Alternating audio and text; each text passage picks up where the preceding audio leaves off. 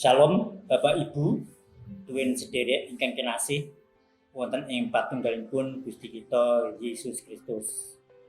Wilujeng pepanggihan kalian kula Immanuel Marsidal saking Kikaji Kendal Tlatah Klasis Semarang Barat. Kepareng maosaken renungan Sabdo Winedar dinten Jumat tanggal 16 Mei 2020 kanthi jejer sumangga memuji Gusti Allah. Kapendhet saking waosan kitab suci Jabur Mazmur bab 128 ayatipun ingkang kaping 9 ingkang mekaten pangandikanipun.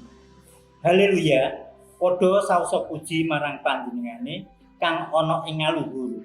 Amin.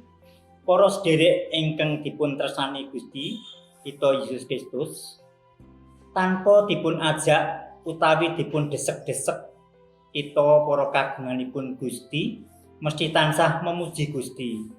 Rak mekaten, lajeng menapa sebabipun juru Mazmur ngajak padha saosa puji marang Pangeran Yehuwa. Malah mboten namung manungsa ingkang dipun ajak memuji Gusti Allah, nanging sedaya jinising titahipun Allah dipun ajak memuji.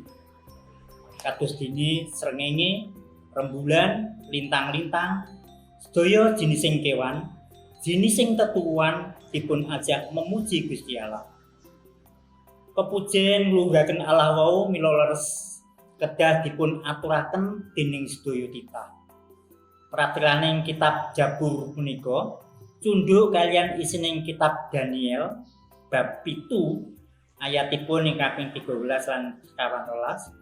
Bilih sang putrane manungsa rawuh sowan dhateng ngarsanipun ingkang sepuh kangge nampi panguwasa lan kaluhuran ingkang mengku sajagat.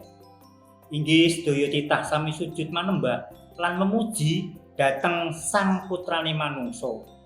Ugi cundhuk kaliyan tetinggalanipun Yohanan ingkang kasebat ing kitab Wahyu bab 11 ayatipun gangsal 11 ingkang nyebataken wontenipun malaikat kapitu ingkang nungelaken kala sangka.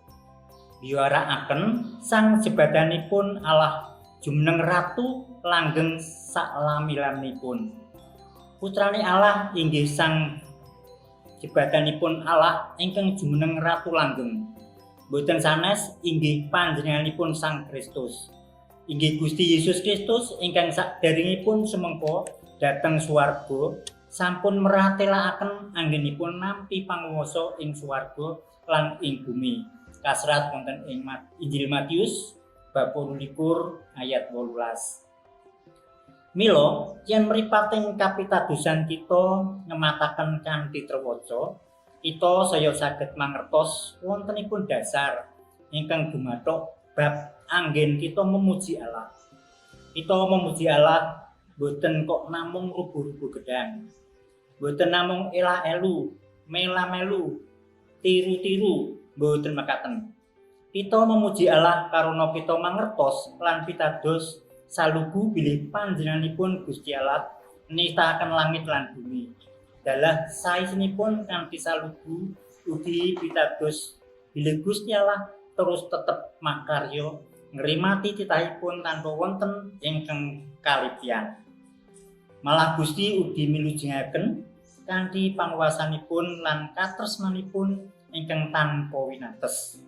Kanthi dasar mekaten menika sumangga tan kendhat memuji Gusti kanthi terusing manah lan temen-temen ing sadéngah kawontenaning gesang.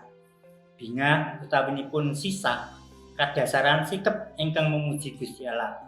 Mila sedaya titah sanesipun ing alam jembar menika satu kewan, tetuan lan sanesipun saged lumampah tata lan harmonis. Gusti berkahi. Amin.